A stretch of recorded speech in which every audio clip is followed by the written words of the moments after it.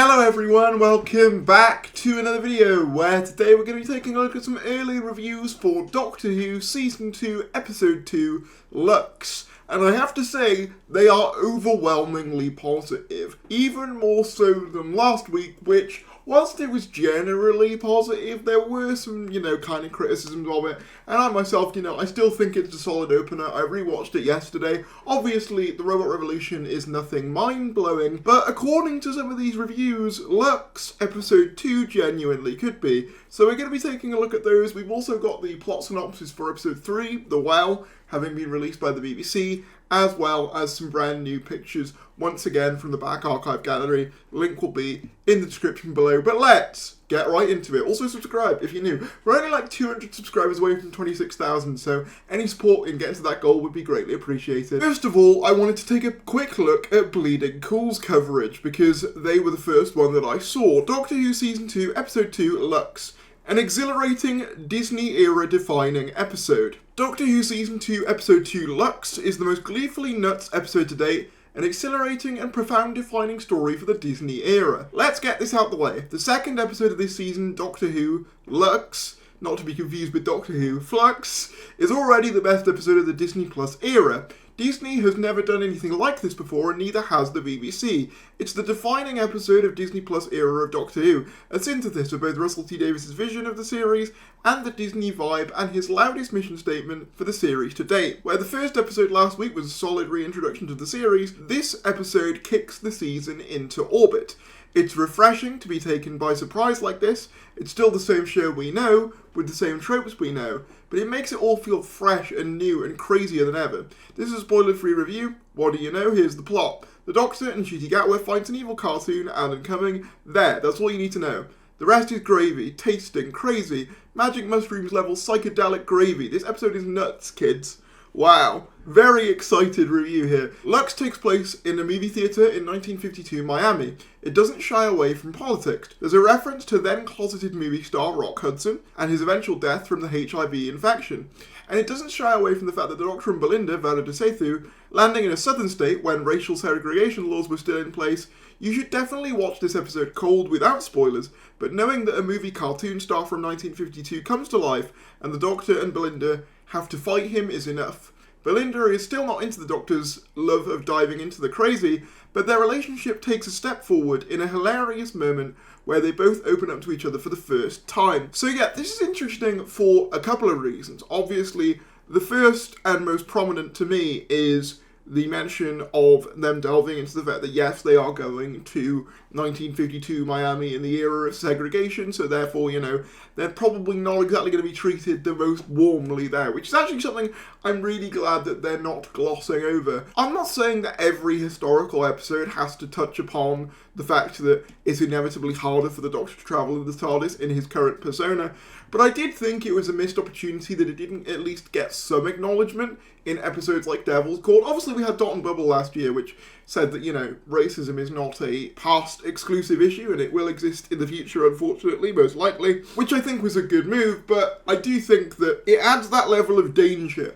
And it is a new dynamic for the Doctor, because the Doctor isn't really used to that. It was the same with Whittaker. I always kind of wished that they kind of dealt more in the fact that she wasn't going to be really taken as seriously as her predecessors, owing to the fact that she's now a woman. And of course, they do that sometimes. Witchfinders and War of the Sontarans are a few examples of that being the case, but I do think there could have been much more exploration of that. And I'm glad that they are taking the opportunity with this episode to at least go a little bit into that, even though it doesn't seem like it'll be the main part of the plot. Doctor Who in the Disney era, this is how it should be. What follows has the usual plot logic and Doctor Who's crazy rules set up by the series, but the real joy is the sense that the things get progressively crazier as it goes along, all still logically by its own rules. It's the most meta episode of Doctor Who ever, with not only callbacks to the continuity established in the first season, but also thematic callbacks that go all the way back to the 1960s. The midpoint of the story goes to a place where nobody ever expected the show to go,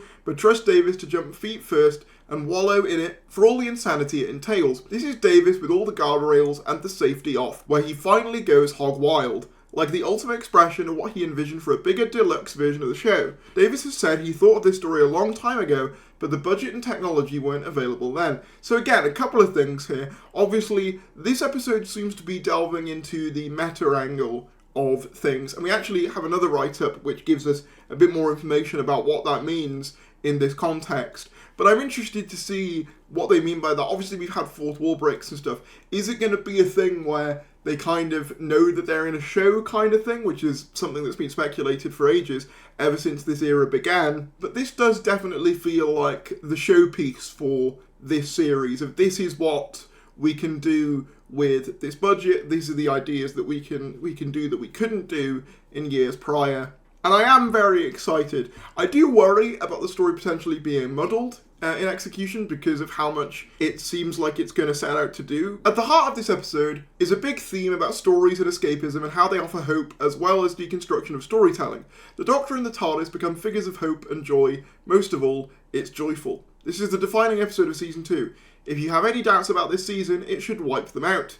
Davis declared this is where he's swinging bigger than last season. Interesting. So a very glowing review, and if it couldn't get any better than that, we get a 10 out of 10 rating from Bleeding Cool. And it basically just summarises the review in the same way that we've just read out. But 10 out of 10 from Bleeding Cool.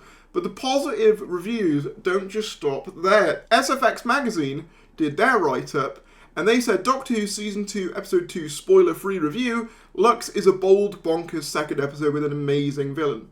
So they've got a verdict here, and immediately you can see 4.5 out of 5 stars, which is, again, very, very good. Lux initially feels like a traditional Doctor Who story, but it is anything but. Mr. Riggerding is a great villain, but it's ambitious script and Ncuti Gatwa's layered performance that makes this such a winner. Pros, Mr. Riggerding is fantastic and creepy new villain. Ncuti Gatwa gives his best performance as the Doctor to date. The animation is strong, comms, some of the supporting characters are a little two-dimensional and not in the Mr. Riggerding way. Okay, so we might have some slightly one-note side characters. That's something to look out for. The thing about these spoiler-free Doctor Who reviews is that sometimes you hit an episode that is defined by a scene in the episode that, for obvious reasons, we can't talk about just yet. That's the case for Lux, the bold, bonkers second episode of Ncuti Gatwa's sophomore season. A story that doesn't so much swing for the fences as bulldoze right through them. Lux picks up moments after the robot revolution, with the Doctor still trying and failing to get Belinda home. He at least manages to reach Earth, but in the wrong decade and location. Rather than London in 2020s, this is Miami in the 50s. Still, there's a shut down cinema and 15 missing patrons to investigate. Okay, so something I immediately want to highlight here, because it immediately gives me more confidence in this than I would have with some other episodes. They immediately establish that this takes place directly after Robot Revolution. Why do I think this is a good thing? Well, in Devil's Cord, one of my issues with that story, despite, enjoying a lot of it overall, one of my big issues is they skip a huge chunk of Ruby's development in the TARDIS by saying they've been travelling together for 6 months. So you don't really get to see that formation of their relationship in the early stages. They just kind of go from not knowing each other to being best friends the next episode. Whereas here, it looks like it's going to be a much more, sequential series where it's going to follow one after another, which is way better because it actually lets us see this dynamic develop. So I'm very happy about that. If that all sounds a bit Scooby-Doo, well, writer Russell T Davies beat you to it with a laugh-out-loud gag. I think we've seen that, that's the one in the trailer. The Doctor and a semi-reluctant, semi-intrigued Belinda break into the cinema and immediately encounter something entirely unexpected, a living cartoon. This is Mr. Riggerding, a malevolent toon straight out of the rubbery Max and Dave Fleischer School of Animation. Think Popeye or Betty Boop. He's not confined to a cinema screen either. In the moment that plays not unlike a family-friendly twist of Japanese horror classic Ringu, Riggerding is able to crawl right out of the screen. Doctor Who, even in the Disney Plus era, has not always been blessed with the most convincing special effects, but Riggerding is a wonderfully realised creation, both in terms of execution and sheer strangeness. Belinda, speaking for the audience, is amusingly baffled by what he, with his blue skin and pig nose, is actually even supposed to be. I wondered that. I was like, what, is he meant to be like a guy, just like a human, or is he something else? I wasn't sure about that either.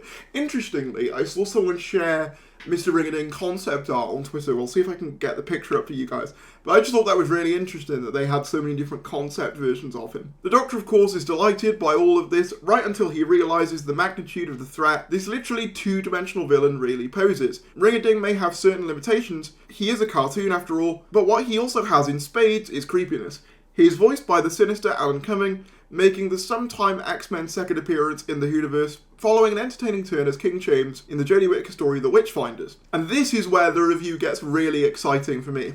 And Ncuti Gatwa, it has to be said, is absolutely terrific in this episode. I noted in my review of Robot Revolution a certain chilliness to his Doctor this time around. I was thinking of the moment where he calmly compartmentalises Sasha 55's sudden death, a scene that reminds you that for all of his lovable quirks, the Doctor is something other than human. In Lux, Gatwa embodies every facet of the character, from his usual puppyish joy to a more pronounced, universe-weary melancholy that recalls Sylvester McCoy's mysterious mercurial seventh Doctor. That very much excites me, because if you don't know, Sylvester is my favourite classic Doctor, so the idea of them doing some more Machiavellian stuff with this Doctor, yes. He's quietly tender one moment when consoling a grieving mother, calmly furious the next, staring down the prejudices of the era, Gatwa's best performance in the role to date, and I'm fascinated to see how his character will develop in coming weeks. So I'm really excited to see Gatwa's performance, because I do think, you can even tell in Robot Revolution in my opinion, he feels more settled into the role, and the fact that they're touting this as one of his best performances is a very, very good sign. Another incredibly positive review for Lux. I've always been very excited for this one, but just seeing the critics rave about it has got me even more excited. I don't remember the last time an episode had been raved about to this degree. I remember Boom getting a very positive reception last year, but nothing in season 1 seems to have been this lavished with praise like Lux is being. And obviously, you know, our own opinions will be different probably from what a lot of the tabloids are saying, but nonetheless, the fact that the consensus on this one is nearly unanimous among the tabloids, I haven't seen a negative review so far in any of these, is a really good sign. I'm taking a bit from the Popped review. I'm not going to read the whole Popped review because it's very long, but I do want to highlight two things. One is they talk about there being a lot of references for Doctor Who fans. On top of the animated sequences, there are plenty of references this episode that Who fans are going to adore, including an all-time classic piece of music from Murray Gold from the Matt Smith era. Now, I love the Matt Smith era, you know me, that's my favourite New Who Doctor, my childhood Doctor, and I would imagine if it's going to be any piece of music, it's going to be I Am the Doctor. If they do a kind of homage to other eras of Doctor Who in animated form and use that song, I'll be so excited. It reminds me a little bit of, if you remember in The Giggle, where the Toymaker did the puppet show of all the companions, and you sort of heard a little bit of each of their themes in there. I'm wondering if it's going to be a similar thing, but this time in an animated form, perhaps. That's just my guess. They also talk a bit more about the Doctor and Belinda's dynamic developing a bit more, as the other review stated, saying, the opening stretch of the episode gives us a chance to properly breathe with our leads, and honestly, it's a joy. Belinda jokes about the TARDIS, quote, back to the planet Time Lordia, and the Doctor's reply, I wish it was called that. It's called Gallifrey. Is the kind of small throwaway line that nails the tone of their relationship. It's silly, it's sincere, it's got a spark. We also get a lovely moment of character building as they chat about family. Belinda's dad works in tax, but apparently loves grabbing the mic for a sing-along, while her mum's a violinist. These quieter beats do deepen their bond, and you can feel the Doctor starting to care in that very specific way. Belinda's longing to see her parents gives the whole scene the right bit away. So I'm really glad that they're expanding on her family life, as I said, but also the fact that she wants to see her parents. One of the things I thought was kind of underrated in episode 1 was the genuine fear she has for her parents not knowing where she is. And I'm glad that little things like this are just being carried on. It just makes a character feel so much more real and believable when they have concerns that last more than one episode. You know, they aren't just wiped clean after that, which it kind of felt like it was the case last year. It's a more serialized approach to storytelling as opposed to a very episodic kind of Simpsons-esque style of storytelling where each episode the characters revert to a basic status quo for the most part. This is also interesting. We finally get a name for that device that I mentioned in yesterday's video. To solve the problem of their blocked landing, we're introduced to a new piece of equipment called the Vortex Indicator, or Vindicator for short.